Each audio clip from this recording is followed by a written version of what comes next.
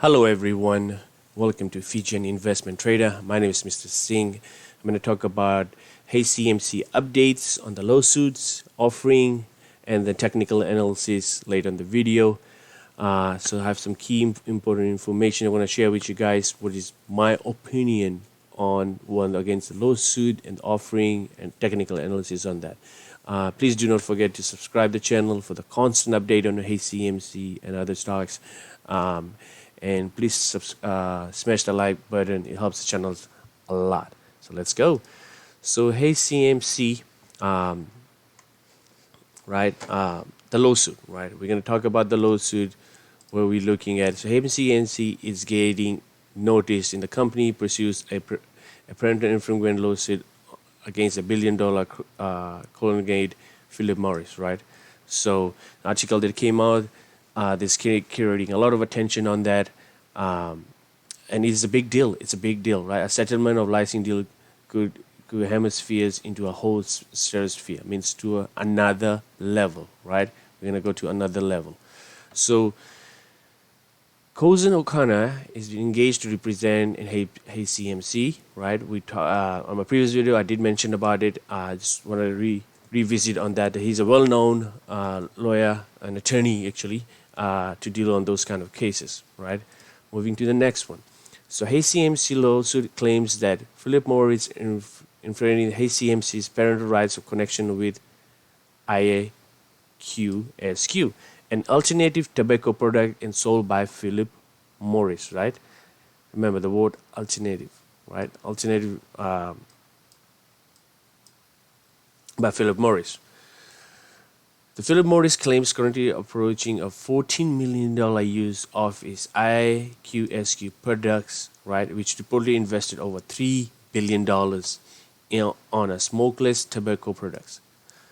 Philip Morris has been widely open on ongoing transition into fully tobacco consumable cigarettes to modify the risk of tobacco, including IQSQ. So this is the main reason why we are doing it, right up here, right? IQSQ, right? So when you have a breakdown, what's going on? We know what product we're doing it because of IQSQ was involved on that, right? Key features. This is very important. This is one of the important website on the slides. So HCMC, we know, filed a lawsuit on November 30th of 2020, right? Lawsuit was filed, right, in the District Court of the Northern District of Georgia, right? The next is it's in motion. It's currently in motion, which expires on July 12th, right? So in the next motion, the next step will be a trial or a outside court settlement, which I can see is a huge likely that we're gonna be end up doing it. It will be a trading, so we will be settling outside the court, right? If Philip Morris party thinks they cannot win, so they'll be end up doing into a court settlement. If even outside the court settlement, they have to agree a price on that. If Philip Morris, if HCMC management thinks that they are not meeting the guideline, the demand of that price, right, or the price they agreed to settle on, so they might take it to the trial to get a more better result, right? What they've been offered or be getting offered by HCMC. I can personally see that it's going to be settled outside the court, right? There going to be some kind of agreement going to be made between two parties. So we're going to settlement be done outside the court. But my next question is something to think upon: is they're going to disclose the amount of a settlement, right? I'm really eager to see if they're going to mention what amount is going to be settled, right? That's my 2 cents on that. That's my theory on that. They're going to settle outside the court, right? So here's a small update on that. My 2 cents on that on the lawsuit case. Next is the offering, right? So this is an offer. You know, the offering expires on June 10th, right? I pulled it out. Some of the companies, there were deadlines to exercise their subscription rights, like A3, Waterhouse, Fidelity, Ameritrade, E-Trade, Charles Schwab, Creative Borders, RBC, right? So most of them are already closed. If you didn't exercise it, so it's gonna expire, right? So sorry about that. So this is the numbers we could have called. I know if you have integrated brokers, you can still reach out to them if you want to exercise it. So this is what you're gonna look in your account, right? This is my infidelity account on that, right? The purchase of the 25% share, there was 1,000,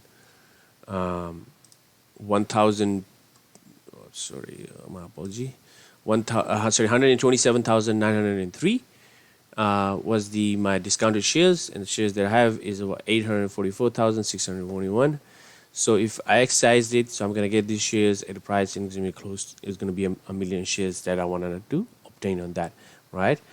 I could have gone either way. I would have taken it, or we could buy at lower price at around a 0.0012, or I could buy it at 0.0013. The reason I did it just for the purpose of the video, to how this looks. So I wanted to see how it's been done. So that's the reason I did it. And then the quantity and the cost was like, it had the breakdown. So you look at it, it had the breakdown of the quantity and everything on the bottom right here, right, of the purchase of the lots. So this is what the offering is pretty much. You're gonna look on your screen so don't freak out if you see a NA involved. So don't freak out on that. You'll be fine with that. Once it's been closed, it automatically comes to your account and will add up to your current total amount of quantity shares you have. So next we're going to talk about technical analysis. Please do not forget to subscribe, smash the like button, because I'm a constant believer in HCMC, and I will be constantly going to keep sending out videos to you guys to any updates, any news that I get right away, right? So the technical analysis, right? We talked about it. Our key resistance level, right, sitting at 0.009, right, and our descending triangle right here, and still an uptrend from year to date, right? I'm gonna go back to 6 months, right? We are on the 6 months. Key areas I'm gonna look at is RSI. Let's talk about RSI. Still in the middle. Nothing overbought, nothing oversold. MACD, on the other hand, is getting some momentum. It's getting some love for an uptrend, which I really wanted to see, right? And it's slowly having an uptrend. Today we closed at 0.0014. We traded in between 0.0013 and 0.14. Volume was 1.47 billion. Whew, that's a lot. So, and we're gonna be trading, and I talked in my previous video, we're gonna be trading in between then to have a potential breakout around 622. In a couple of weeks, I can see a couple of a breakdown.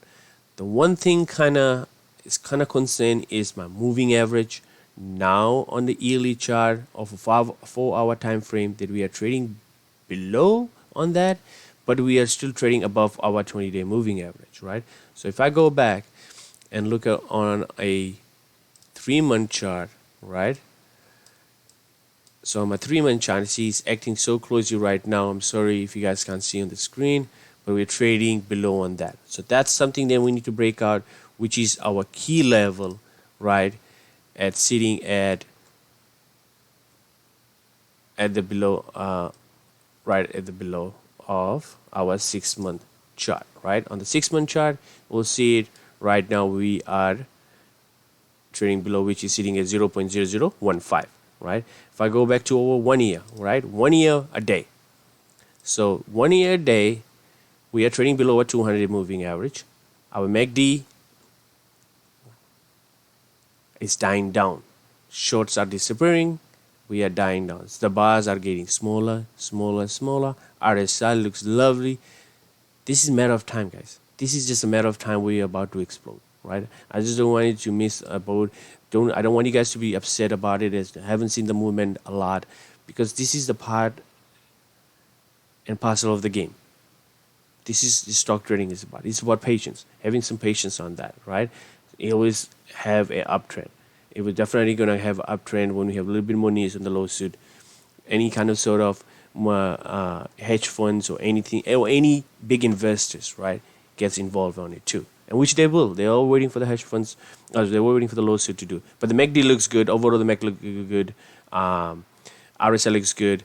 We're trading on the 1 year, 1 day, below our 200 moving average, which is acting as 0.001. So that's our key level, right? The next key level I'm looking at is to 0.0025. I know it's a little bit far away, but that's something that I'm currently having it right now.